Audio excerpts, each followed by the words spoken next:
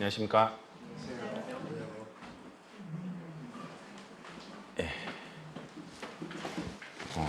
오늘 말씀은요. 본문은 마태복음 4장 1절에서 11절. 누가복음 4장에도 동일한 말씀이 있습니다. 이 본문을 주제로 말씀을 준비해봤습니다. 시간 관계상 본문을 읽지는 않을 거예요. 그리고 본문에 대한 설명들을 제가 좀 해드리도록 하겠습니다. 본문은요, 이제 예수님께서 세례 요한에게 침례를 받으시고 나서 성령님의 인도하심, 이끌림을 받아서 광야에서 시험을 받는 그런 내용입니다. 주일학교부터 성도님들까지 많이 다뤄진 본문이에요. 자, 오랜 종살이에서 해방되어서 출애굽한 이스라엘이 그 약속의 땅으로 가기 위해서 반드시 거쳐야 했던 땅이 바로 가나안이에요. 아니, 그 광야였어요. 그 광야는요, 먹을 것이나 마실 것이 없는 불모의 사막과 같은 곳이었어요. 근데 그렇다고 해서 사람이나 생명이 전혀 살 수 없는 곳은 아니었어요. 목축하는 그 무리들이 살았고요. 또한 동물들도 살았습니다. 그리고 선지자들이 하나님을 만나는 장소로 사용되기도 했어요. 예수님이 이러한 광야에서 가셔서 사단으로부터 3가지 시험을 받게 됩니다. 예수님이 무려 40일 동안이나 금식을 줄이셨대요. 금식을 하셨대요. 예수님이 하나님이시기 때문에 이러한 인간적인 그런 욕구를 좀 더 잘 참을 수 있었던 것은 아니었다고 생각이 됩니다. 예수님은요, 완전한 사람으로 오셨기 때문에 사람이 느끼는 그러한 것들을 모두 다 체험하셨어요. 예수님이라고 하나님이라고 이것을 좀 더 견디는 능력이 남달랐던 것은 아닌 것 같습니다. 사복음서 보면요, 예수님이 줄이셨고 피곤하셨다. 그 다음에 휴식을 하셨고 눈물을 흘리시고 또한 기뻐하셨고요. 그 다음에 고통 가운데서는 고통에 호소하기도 하셨습니다. 그래서 예수님이 이 당시 40일 동안이나 금식한 상태였기 때문에 굉장히 육신적으로 연약한 상태에 놓여 있었어요. 사단은 그때 마침 사람이 굉장히 연약해져 있는 그때를 딱 노리고 예수님에게 접근해서 예수님을 시험하고 있는 내용이에요. 예수님 매우 굶주려 있었죠. 그래서 시험하는 자, 사단이 와서 예수님께 얘기합니다. 만일 내가 하나님의 아들이라면 이 돌들로 떡덩이가 되게 하라라고 시험을 하였습니다. 40일 동안 굶었다, 줄이셨다 상상이 되지 않습니다. 혹시 하루 이틀 굶어 보신 적이 있으신가요? 금식하면서 기도해 보신 적이 있으신가요? 저도 인생의 어떠한 큰 변곡점에 놓여 있을 때 금식 기도했던 기억이 있습니다. 결혼을 놓고도 며칠 금식했던 그런 기억이 있습니다. 근데 40일을 금식했다. 상상이 가지 않아요. 이거 지금 사진 보시면 떡처럼 보이죠. 돌이 이렇게 돼 있잖아요. 40일 굶으면 사실 예수님의 능력이 없어도 제 눈에 돌이 떡으로 보일 것 같아요. 너무 배고파서. 자, 예수님은 충분히 근데 이 사단이 그런 시험을 했잖아요. 예수님은 충분히 이 돌들로 떡이 되게 할 수 있으셨어요. 예수님은요, 돌들로도 소리 지르게 할 수 있는 전능하신 하나님이셨기 때문에. 근데 예수님은요, 그런 능력을 사용하지 않으셨어요. 그리고 어떻게 하셨어요? 말씀으로 사단의 그런 시험을 이기게 됩니다.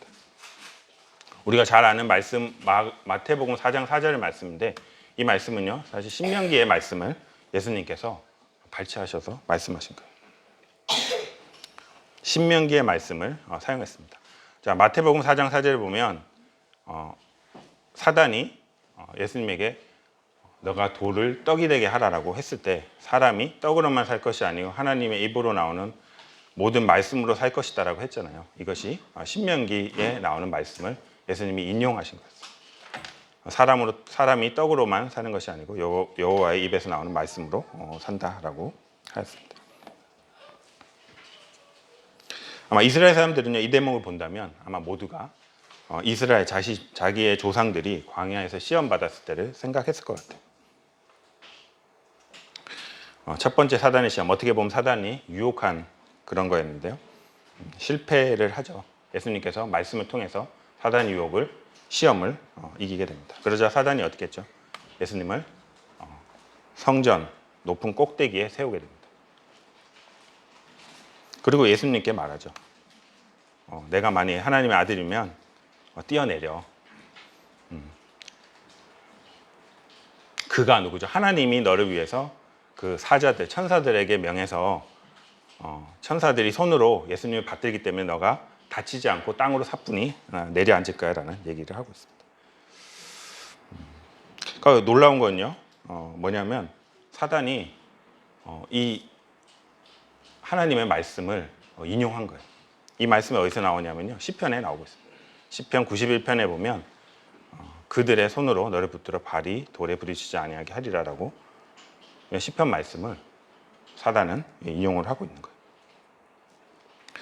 맞는 것 같죠. 정말 하나님이 이렇게 말씀하셨으니까 이렇게 해도 될 것 같아. 근데 하나님의 말씀 자체가 문제였다기보다는요, 예수님 왜 거절하셨을까요? 이것은요, 말씀을 잘못 적용한 거예요.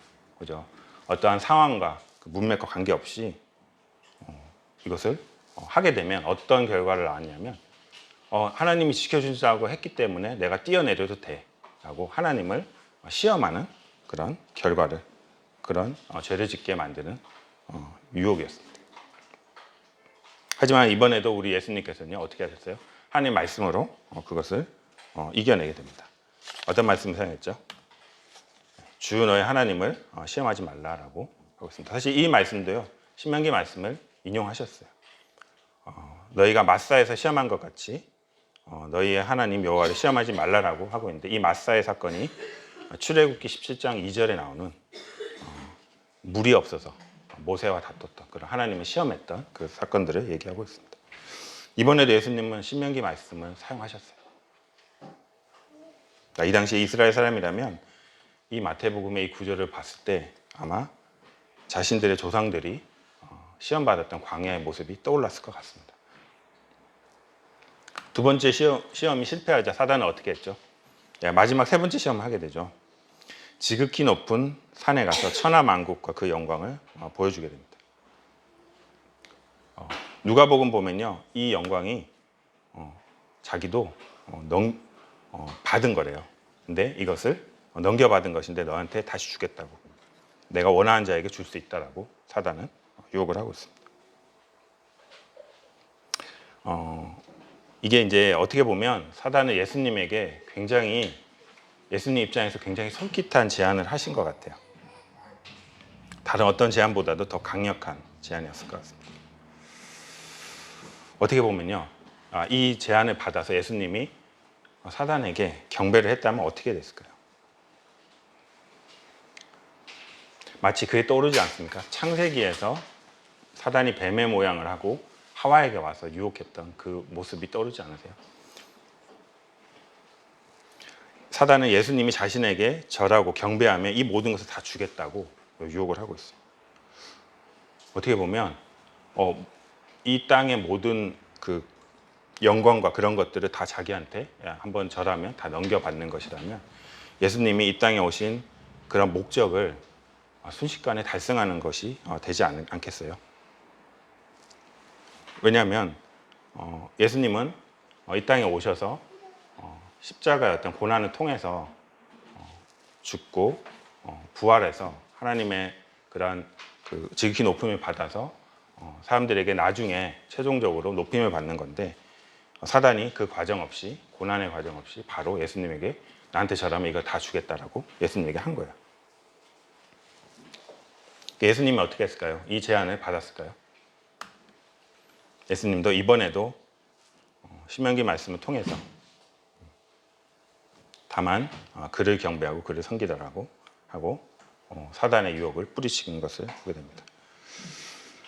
마태복음 4장과 누가복음 4장에서 등장하는 사단에게 시험을 받는 예수님의 이야기는요, 여러분들이 많이 들어보신 얘기예요. 하나님 믿든 믿지 않는 분이시든 간에 많이 알려진 예화로 생각이 됩니다.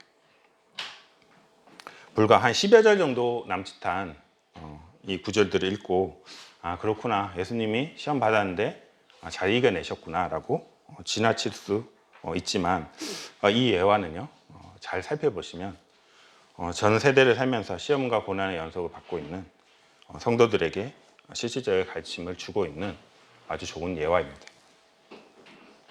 저는 이 시간 이제 본문을 한번 설명을 드렸고요. 상황을 설명드리고 그 상황을 간단히 살펴보았는데요. 그 상황을 생각해 볼 때 나올 수 있는 질문들을 통해서 교훈을 좀 나눠보기 원해요. 이런 생각 안 드셨어요? 이 예화를 계속 읽다 보면 이런 생각이 혹시 안 드셨어요? 하나님이신 예수님이 하나님이신데 성령 충만함이 필요했을까? 하나님이신데 굳이 예수님에게 성령 충만이 필요했을까라는 그런 의구심이 들지 않았습니까? 우리에게 있어서 성령 충만함이라는 것은 어떤 의미죠? 성령 충만 많이들 얘기하시잖아요. 그리고 우리 모임뿐만이 아니라 기독교계에서 성령 충만 이런 얘기들 많이 들어봤잖아요. 마치 어떤 신비한 기운들이 저희를 감싸서 저희가 알 수 없는 그런 에너지들이, 능력들이 막 발휘되는 그런 어떤 신비한 상황들을 말하고 있을까요? 저희들은 그렇게 분별하고 그렇게 믿고 있지 않죠. 저희들에게 있어서 성령의 충만함이라는 것은요, 에베소서와 골로새서를 통해서 저희는 너무나 잘 알고 있습니다. 하나님의 말씀 우리 안에 충만히 거하고 있는 상태. 그래서 하나님의 뜻이 무엇인지를 정확히 분별하고 있는 상태. 그래서 분별에만 그치지 않고요, 하나님의 말씀에 이끌려서 하나님의 말씀대로 순종되어지고 있는 상태를 저희는 성령의 충만한, 성령의 인도함을 받는 상태라고 믿고 분별하고 있습니다.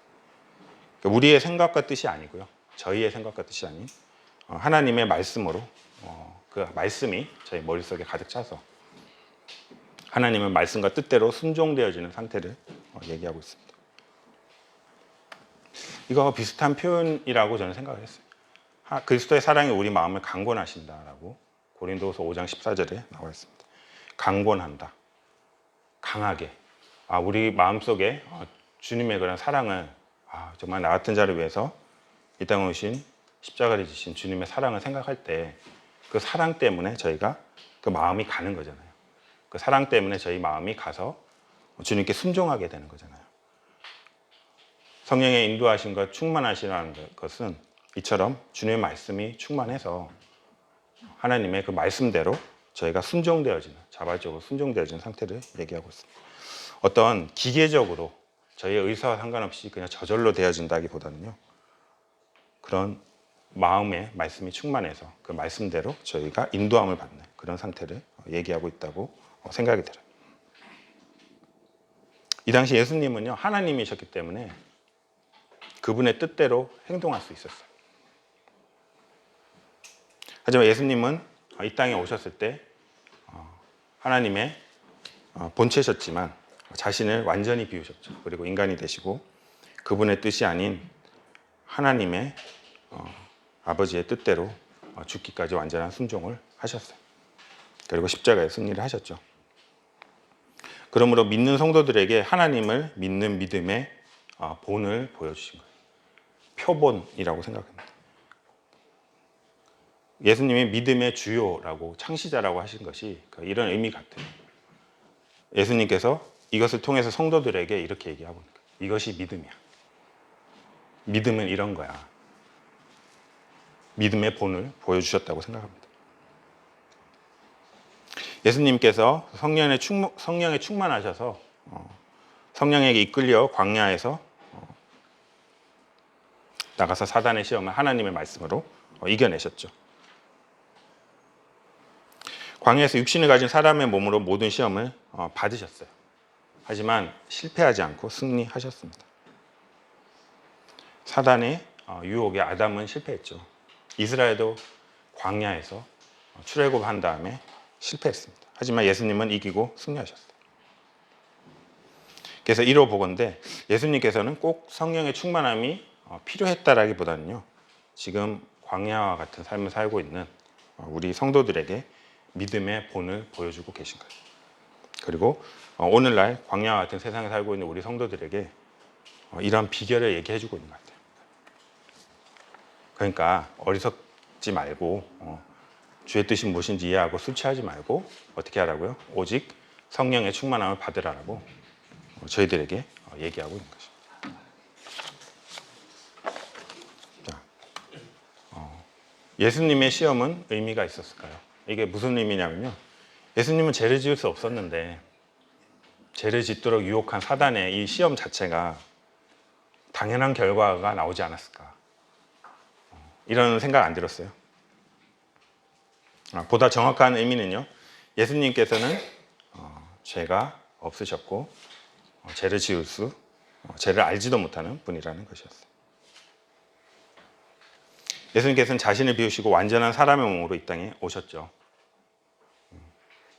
근데 육신의 몸을 입고 오셨어요. 사복음서 보면요. 예수님께서 육신의 몸을 입고 오셨기 때문에 사람이 느끼는 거 다 같이 느끼셨어요. 보시면요. 우물가에 갔을 때 피곤하셨어요. 그죠?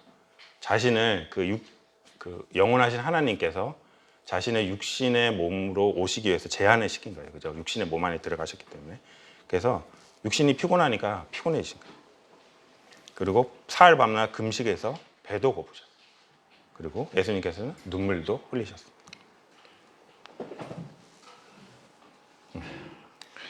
예수님이 특별히 이러한 것에 강하게 태어나지 않았어요. 다만 죄가 없으셨어요. 예수님께서는 이렇게 사단의 유혹에 넘어지지 않고요.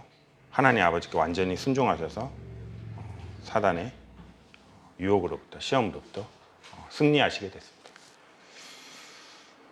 사실 예수님이 시험 받은 그 자체는요. 예수님이 시험에 실패할지 성공할지 몰라서 했던 시험이 아니었어요. 몰라서 했던 시험이 아니었어요. 예수님이 죄가 없으신 하나님의 어린 양임을 우리 죄를 대속하기 합당하신 자격을 가지신 적임자임을 세상에 드러내기 위해서 알리기 위해서 이 시험을 받으신 거예요. 마태복음 처음에 보시면 계보가 나오잖아요. 예수님이 하나님의 그 계보대로 이렇게 해서 여자의 후손이다, 다윗의 후손이다라는 계보가 나오고 세례 요한을 통해서 침례를 받았을 때 하늘에서 음성이 들리는 것을 듣게 되잖아요. 이는 내 사랑하는 아들이고 내 기뻐하는 자다라고 하나님의 아들인 것을 또 이제 나오게 되잖아요. 그리고 이제 그 뒤에 내용이 바로 즉시 광야로 가서 시험을 이제 받게 되는데요. 이 시험을 사단으로부터의 시험을 승리하시는 것을 이렇게 보여주면서 예수님은 하나님이 약속하신 메시아예요. 여자의 후손, 우리 죄를 사하기 위해서 오신 하나님의 어린 양, 그 적임자임을 이 복음서를 읽는 사람이나 세상에 드러내어 알리기 위해서 시험을 받으신 거예요. 스스로 증명하신 거예요.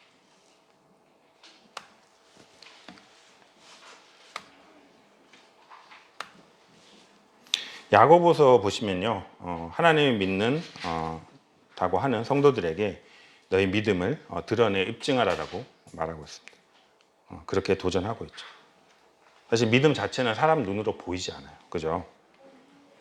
하지만 그 믿음이 순종을 통해 드러날 때 그 순종이 그 안에 믿음의 증거가 되는 것처럼 예수님은 죄 없으신 하나님의 어린 양임을, 하나님의 구속사에게 적임자임을 이 시험을 통해서 증거로 드러내시고 입증하셨다고 생각합니다. 그렇다면 예수님은 왜 광야에서 시험을 받으셔야 했을까요? 왜 하필 광야였을까요? 그죠? 성경에 보면요, 아까도 말씀드렸지만 광야는 사람이 살기 어려운 척박한 환경이었어요. 하지만 이제 모세와 같은 엘리야와 같은 하나님의 선지자들이 하나님을 만나서 사명을 받는 그런 장소이기도 했습니다. 이스라엘 사람에게 광야를 언급한다면 이스라엘 사람들은 무엇을 떠올렸을까요? 바로 자신들의 조상들이 출애굽하여서 하나님으로부터 그 믿음을 시험받았던 것을 기억할 것입니다. 내 조상도 알지 못하던 만나를 광야에서 내가 먹었다라고 신명기에서는 얘기하고 있습니다. 그들의 조상 이스라엘은요, 광야에서 하나님부터 시험을 받았어요.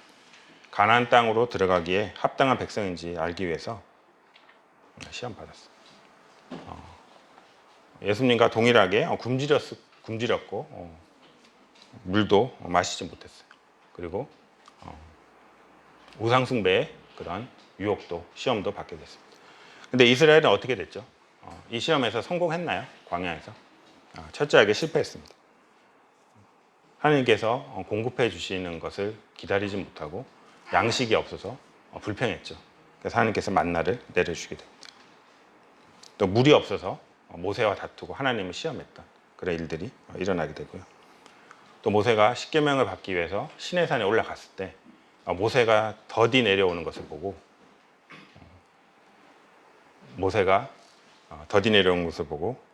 황금 송아지를 만들어서 우상 숭배했어요. 그죠?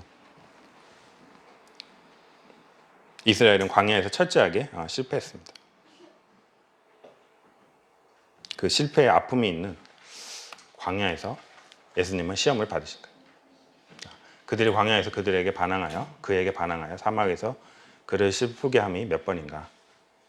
이런 구절들이 이제 있죠.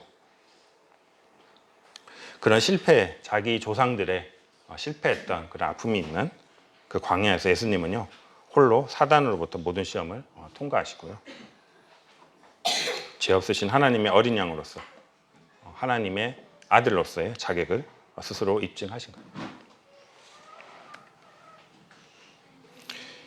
그리고 첫 번째 사단이 광야에서 예수님에게 했던 유혹이 무엇이었냐면 40일 동안 줄여 계셨을 때 딱 오셔서 너 배고프지?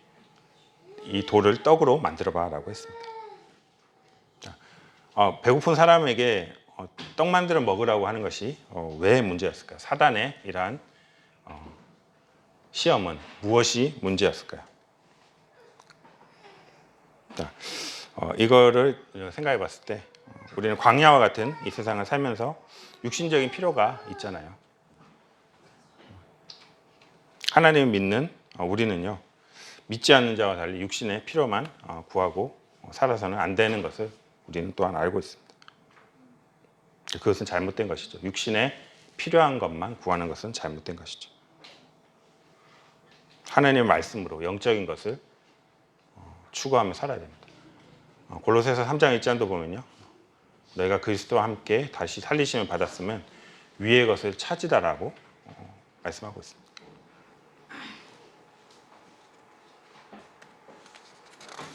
근데 육신적인 필요를 살아가면서 구하는 것이 아예 잘못된 것일까요? 저희들에게 있어서 하나님 믿는 사람은 육신적인 필요를 구하는 것 자체가 문제일까요?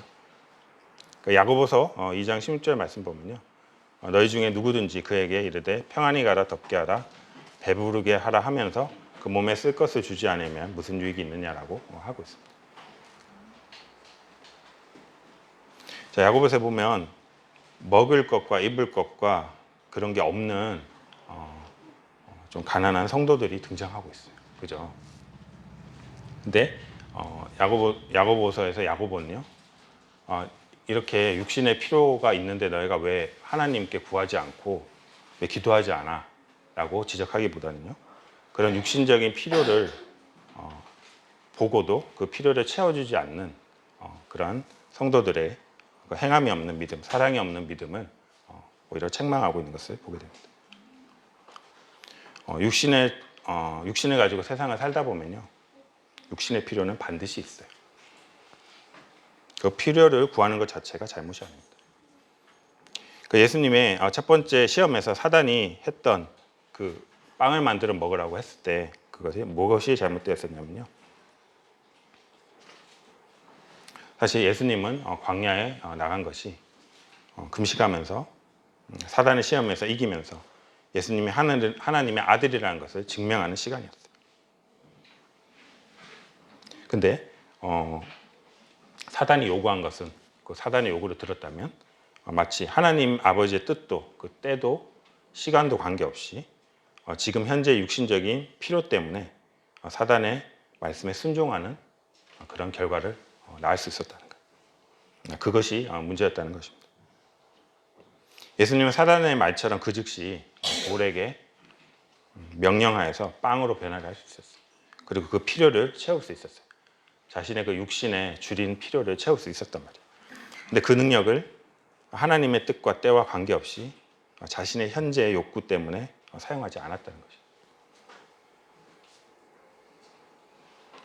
오히려 자신을 부인하고 하나님이 그 합당하신 때에 공급해 주실 것을 믿었어요. 그리고 그 육신의 필요를 이용해서 시험한 사단의 유혹을 대로 그렇게 행동하지 않고 끝까지 순종한 것을 보게 됩니다.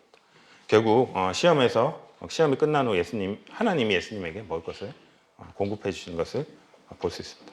천사들이 나와서 수종 들었다고 하고 있습니다. 그때 예수님께서 그 첫 번째 사단의 그 유혹을 이겨내시고 그것을 들었지 않은 것은요. 그것이 하나님의 뜻과 관계없이 자신의 육신적인 필요만 채우는 그런 행위였기 때문에 그것을 거절하신 것입니다. 예수님이 높임을 받는 것이 왜 문제인가? 첫 번째 시험이 실패하고 나서 사단은요. 두 번째, 세 번째 시험을 하게 되죠.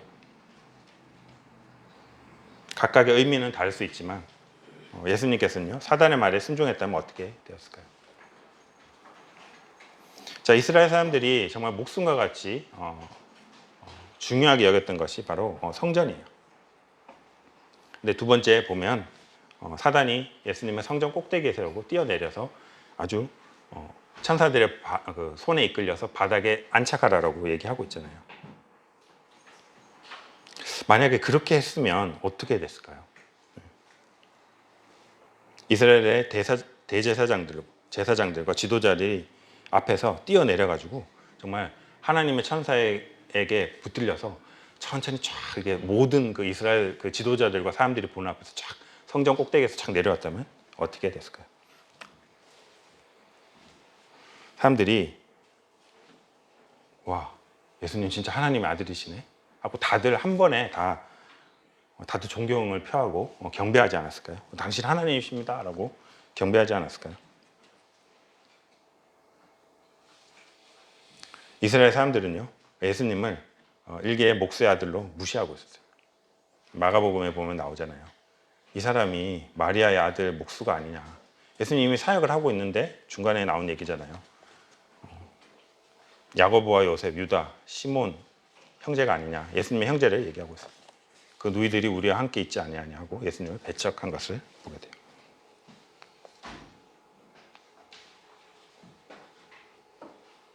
사단이 지극히 세 번째 유혹이 지극히 높은 산에 그 아래 권세와 영광을 보여주면서 이 모든 것은 사단이 넘겨받은 것인데 그것을 주겠다라고 제안했을 때 이 제안대로 했다면 예수님은 일시에 세상 가운데 높임을 받고 영광을 받지 않았을까요? 예수님이 높임을 받고 경배를 받고 찬양을 받는 것이 무엇이 문제였을까요? 여기서 이제 문제는 어떤 것이냐면요. 근데 이 제안을 받기 위해서는 조건이 있었어요. 성전에서 뛰어내렸다면 예수님은 그 하나님을 시험하는 그런 잘못을 범했던 것이. 그리고 사단에게 그러한 세상 권세의 영광을 다 받기 위해서는 사단에게 경배하고 절을 해야 했습니다. 실제로 예수님이 그렇게 했어도 세 번째 제안에서 예수님이 그렇게 사단에게 꿇어 경배했어도요. 사단이 정말 줬을까요? 그것도 의문이죠. 사단은 거짓말 잘하잖아요. 속이잖아요. 하와에게 거짓말 했잖아요. 그죠? 이거 먹으면 하나님과 같이 된다라고 거짓말 했잖아요. 근데 결과는 아니었잖아요. 그죠? 죄를 짓고 수치심 가운데 숨었잖아요. 단순해 보이는 이 사단의 제안은요. 굉장히 달콤하고 혹하게 하는 그런 제안이었죠. 근데요, 이것은요 굉장히 집요한 육신의 그런 약함을 집요하게 공격하는 사단의 전략이 숨어 있었어요.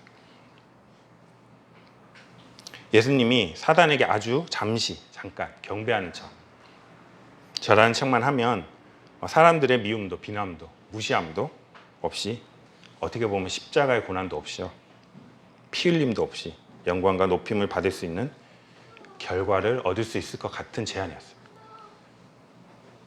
그러니까 사단의 제안은요, 일부분 살짝 타협하고요, 상황을 타협하고 합리화하면 예수님이 고난의 길을 굳이 가지 않고도 그 결과를 얻을 수 있는 것처럼 그렇게 아주 유혹이 되는 사단의 제안이었던 거예요.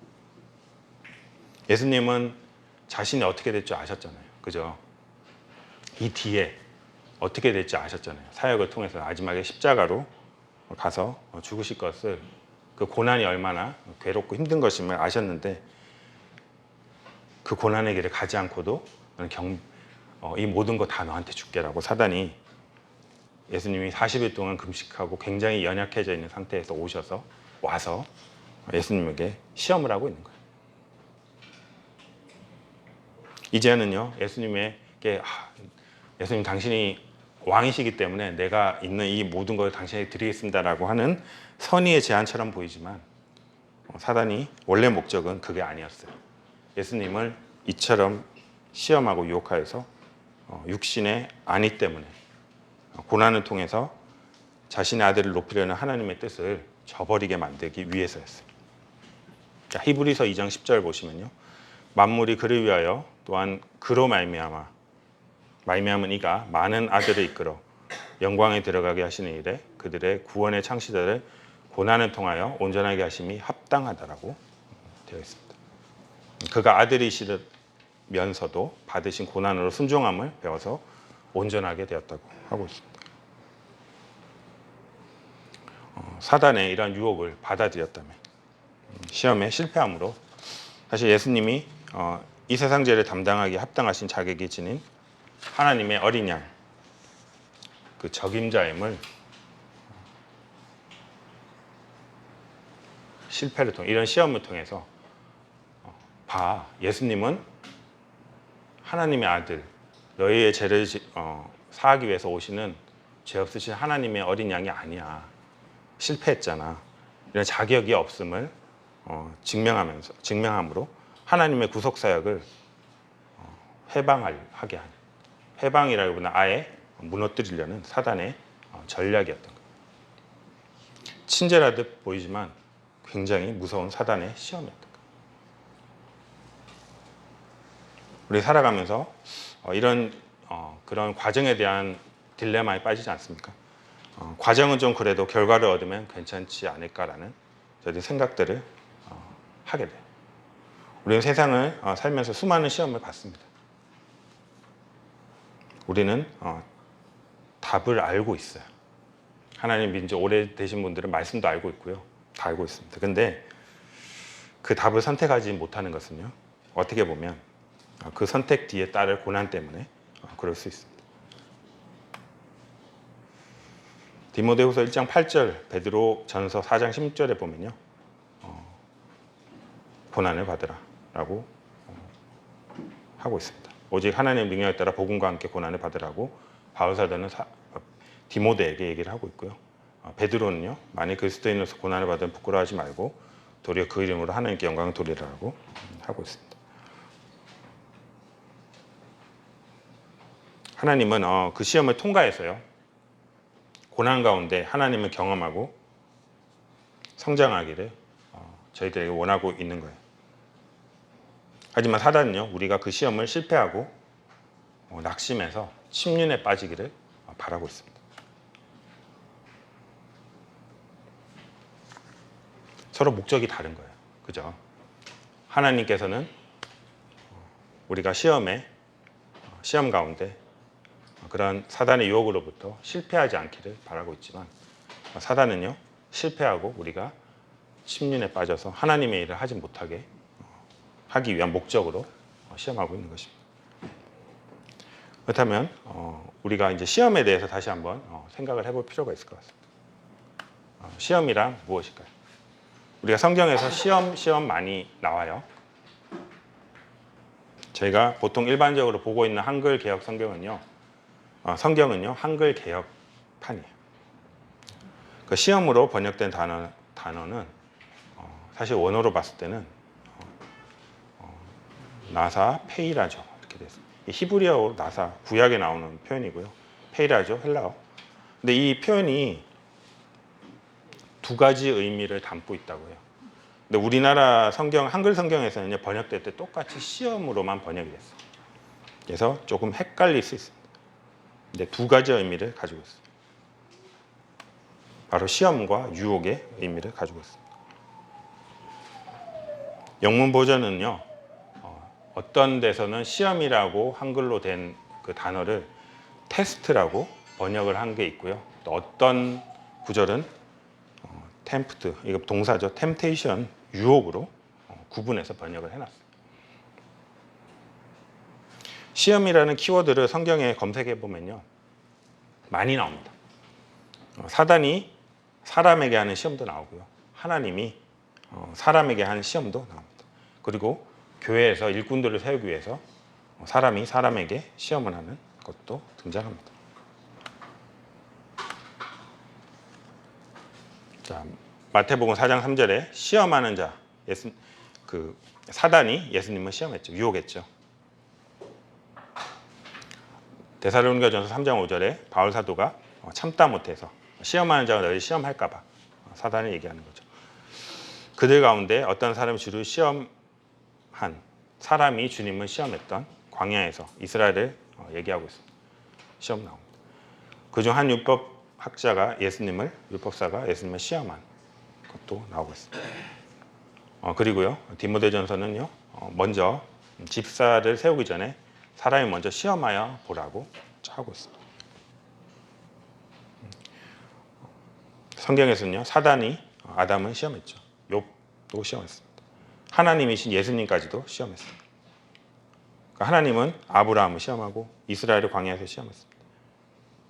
근데 어떤 분들은 야고보서의 어떤 구절을 가지고요, 하나님은 사람을 시험하지 않아라고 이제 말씀하는 분도 계셨어요. 사람이 시험 받을 때 내가 하나님께 시험 받는다고 하지 말라, 이 구절을 많이 말씀하고 있습니다. 하지만 성경 전체를 통해서 보면요, 하나님은 사람을 유혹하지는 않아요. 죄를 짓도록. 하지만 시험은 하십니다. 하나님의 주께서 우리를 시험하시되, 이때 영어로 테스트로 번역이 되어 있습니다. 우리를 단련하시기를 은과 같이 단련하라고 되어 있습니다. 이렇게 말씀하시면 신이 어떻게 하실 줄 아시고 예수님이 빌립을 시험하셨어요. 테스트하셨어요. 그렇다면 사단과 하나님의 시험은 무엇이 다를까요? 무엇이 달라서 영어 버전은 테스트 혹은 템테이션으로 구분해서 번역을 했을까요? 그것은 그 의도와 목적에 차이가 있다고 생각이 들었어요. 영문 버전은요, 시험이라는 원어를요, 경우에 따라서 시험과 유혹으로 구분해서 번역을 했어요. 야고보서 1장 12절에서 14절 구절인데요, 제가 보시면 시험을 참는 자는 복이 있다고 했어요. 시련을 견디어낸 자가 주께서 자기 사랑하신 자에게 약속하신 생명의 면류관을 받는다라고 되어 있습니다. 트라이얼 테스트라고 되어 있습니다. 근데 그 밑에 오는 구절은요, 영어에서는 템프트, 유혹이라고 번역했어요. 사람이 시험을 받을 때 하나님께 시험 받는다 하지 말라. 하나님은 악에서 시험을 받지도 아니하고 친히 아무도 시험하지 않는다라고 되어 있고요. 오직 각 사람이 시험을 받는 것은 자기의 욕심에 이끌려서 시험 받는다라고 되어 있는 거예요. 그러니까 이 시험은 무슨 말이냐면 사단이 우리를 시험하거나 혹은 우리의 육신이 욕심에 이끌려서 시험을 받는, 유혹을 받는 것을 얘기하고 있는 거예요. 이로 보건대 사단은요, 시험을 통해서 시험을 받는 사람이 죄를 짓도록 유혹하는 거예요. 그래서 좌절하게 만들고요, 결론적으로 하나님의 일을 하지 못하게 하는데 목적이 있는 거예요. 하나님의 일을 하지 못하게 방해하는 데 목적이 있습니다. 하지만 하나님은요, 시험을 통해서 그 사람을 훈련시키고 드러내서 검증해서 하나님의 일에 합당한 일꾼으로 세우는 데 목적이 있는 거예요. 그러니까 사단의 그 시험의 목적과 하나님의 시험의 목적이 이렇게 다른 겁니다. 사단은 무너뜨리고 침륜에 빠지게 하려고 하는 목적이 있고요. 하나님은 검증해서 세우고자 하는 목적이 있는 것입니다. 우리가 왜 시험에 대해서 이렇게 알아야 되냐면요. 우리 살면서 시험은 언제든지 만날 수 있어요. 야고보서에서 보면요. 시험을 받을 때라는 표현이 있습니다.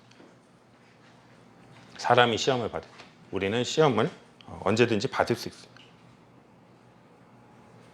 주님이 오셔서 재림하셔서 저희 몸이 완전한 성화가 되기 전까지는요. 그 전까지는 우리가 세상을 살면서 이런 시험은 계속 받게 될 거예요. 시험은 좋은 것일까요? 나쁜 것일까요? 저희들의 입장에서는. 시험하면 왠지 좀 좋지 않은 어감이 있잖아요. 그죠? 주기도문에서도 잘 알려진 예수님의 기도에서 시험에 들게 하지 말라라는 표현들이 나옵니다. 근데 이거를 이제 영문을 보시면 좀 더 이해하기 쉬우실 것 같아요. 우리를 시험에 들게 하지 마옵소서. Let us not into temptation이라고 되어 있습니다. 유혹에 빠지지 않도록. 악한 자, 사단의 유혹에 빠지지 않도록. 나의 그런 육신적인 욕심 때문에 욕심에 이끌려서 유혹돼서 실패하지 않도록 그것을 피하도록 기도하고 있는 것입니다. 예수님 우리 성도들이요 사단으로부터 나쁜 목적의 그런 시험을 피할 것을 기도하고 있는 것이고요. 시험 자체가 우리에게 없어야 한다고 말하고 있지는 않습니다. 오히려 시험을 찾아보면요. 시험을 잘 통과한 자는 하나님을 경험하고 하나님의 하늘에 상급이 있고 신앙이 성장한다라고 되어 있어요. 시편 26편 2절에는요. 여호와여 나를 살피시고 시험하사 내 뜻과 내 양심을 단련해 달라고 얘기하고 있습니다. 시험을 통해서 단련받는 거예요. 시험을 참는 자는 복이 있다라고 하겠습니다. 이런 시련을 견디어낸 자가 주께서 자기를 사랑한 자들에게 약속하신 생명의 면류관을 얻을 것이다라고 되어 있어요. 자, 그러므로 이제 여러 가지 시험으로 말미암아 잠깐 근심하게 된다고 하고 있지만 마지막에는 어떻게 되냐면 그리스도께서 나타나실 때 칭찬과 영광과 존귀를 얻게 된다라고 하고 있습니다. 주위에 어떠한 상황으로 인해서 시험 받고 고난을 받고 있는 자들이 있을 수 있어요. 성도님들이.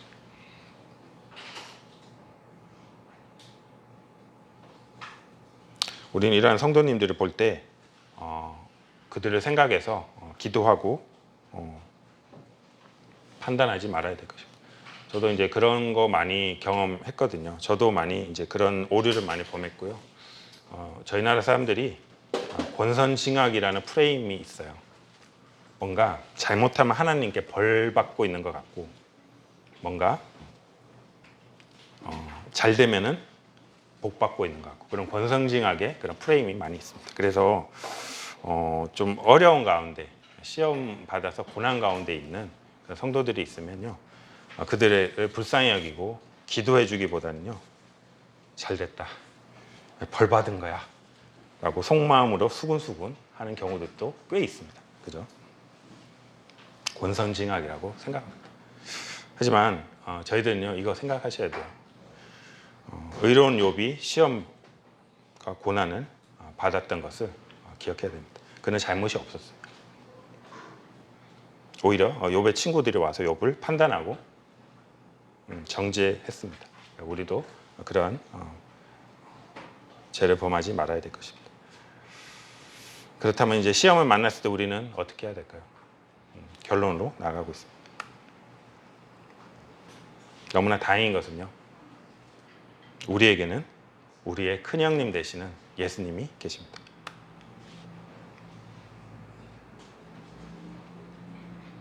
우리가 믿는 도리의 사도이시며 대제사신 예수님을 깊이 저희는 생각해 봐야 될 것입니다. 예수님께서는요, 우리 주님께서는 말로만 시험을 통과하라고 고난 받으라고 하지 않으셨어요. 자신이 먼저 시험 받고 고난을 받으시고 그것을 통과하셨어요. 그리고 그 표본을 저희에게 제시해 주셨어요. 그리고 이것이 믿음이다라고 저희에게 알려주셨어요. 그리고 그 뒤를 따르는 동생들에게 그 자신의 그런 믿음의 그 자취를 따라오게 하셨어요. 솔선수범하신 거죠. 그 자취를 따라오게 하셨습니다. 우리의 싸움은요, 혈과 육에 대한 것이 아니에요. 우리가 잘 알고 있습니다. 통치자들, 권세들, 어둠의 세상 주관자들, 하늘에 있는 악한 영들을 상대하기 위한 거예요.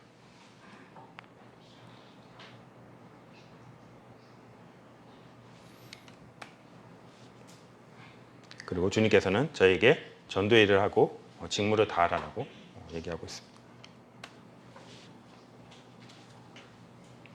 불을 껐더니 제가 눈이 잘 안 보이네요. 예. 죄송합니다. 예. 그래서 한참 이게 헤매고 있습니다. 제가 어두우니까 잘 안 보이네요. 자, 괜찮습니다. 이제 다 끝났습니다. 자, 주님께서는 요약을 할게요. 주님께서는요, 솔선수범하셨어요.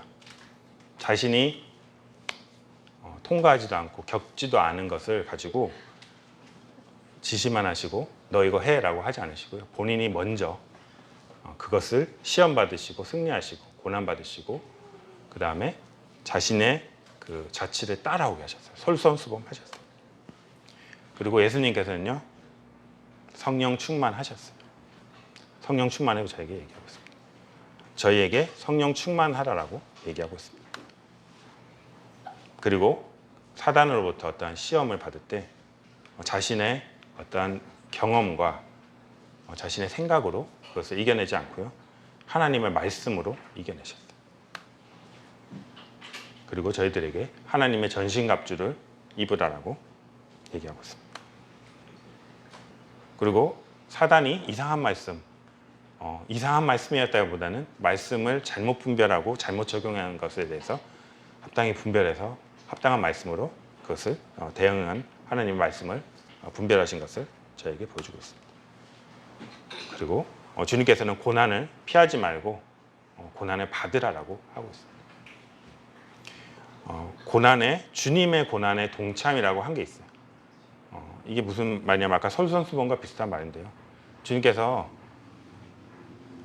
하나님으로 탁 해서 그런 고난과 그 고초를 하나도 겪지 않고 너희들 사람이니까 말 들어, 고난 겪어 이렇게 하지 않으시고요. 직접 사람의 몸이 되셔서 직접 다 경험하시고 겪으셨어요. 주님이 고난을 직접 당하신 거예요. 그래서 저희들에게 그 자취를 따라오게 하시고요. 이것이 믿음이다 하시고 주님의 고난에 동참하라고 하신 거예요. 저희가 선택에 앞서서 뒤따를 고난 때문에 망설여지는 부분들이 살다 보면 있습니다. 그런 부분에 대해서 예수님께서는요, 나도 겪었어. 나의 고난에 동참해 달라고 예수님께서는 말씀하고 계십니다. 주님께서는 과정도 중요하게 생각하세요. 조금만 타협하고 합리화하면 그냥 잘 풀릴 것 같아요. 근데 주님께서는 그거 원하지 않으셨어요. 예수님께서는 고난을 통해서 죽음을 통해서 십자가의 죽음을 통해서 온전하게 되시고 하나님으로부터 직기 높음을 받으시고 그런 과정을 다 거치셨단 말이에요. 그래서 저희들이 어떠한 타협을 하고 싶고 어떤 시험 앞에서 피하고 싶을 때 그런 주님의 그런 고난과 주님이 하셨던 그런 자치들을 생각하면 좋을 것 같습니다. 그래서 무엇보다 중요한 것은 주님께서 기뻐하실까. 저희가 말씀 엄청 연구하고 공부해도요, 주님과 관계없으신 그런 부분들이 있죠. 저도 말씀을 최고의 가치로 생각했습니다. 말씀 공부하는 것 자체를. 근데 주님과의 관계가 없으니까 그것이 저에게 유익이 되지 않았어요. 바리새인들도 말씀 엄청 공부 많이 했잖아요. 근데 그것이 그들에게 주님께 나오지 않는다고 주님께서 그것을 책망하는 것을 보게 되면서 하나님과의 올바른 관계도 반드시 필요한 것을 또한 생각하게 됐습니다. 자, 결론을 하고 마치겠습니다. 시험 중에 저희는 시험을 언제든지 살다 보면 만날 수 있습니다.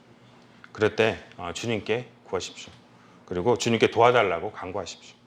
주님은 모든 시험을 우리와 같이 당하셨어요. 그리고 그 시험에서 승리하셨습니다. 그리고 온전한 본을 표본을 보이셨어요. 그리고 그 자체를 따라오라고 하셨습니다. 고난에 동참하라고 하시고 그렇기 때문에 우리를 도우실 수 있어요. 능히 도우실 수 있어요. 충분히 도우실 수 있어요. 다 체험하셨기 때문에 그렇습니다. 그러므로 우리를 도와줄 수 있고요. 기꺼이 도와주십니다. 주님은 우리와 같이 육신을 가지시고 시험과 고난을 직접 다 받으셨어요.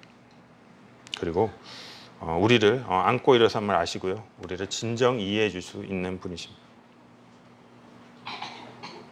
육신의 몸을 입고 고난을 받고 하셨기 때문에 육신의 연약함을 아세요.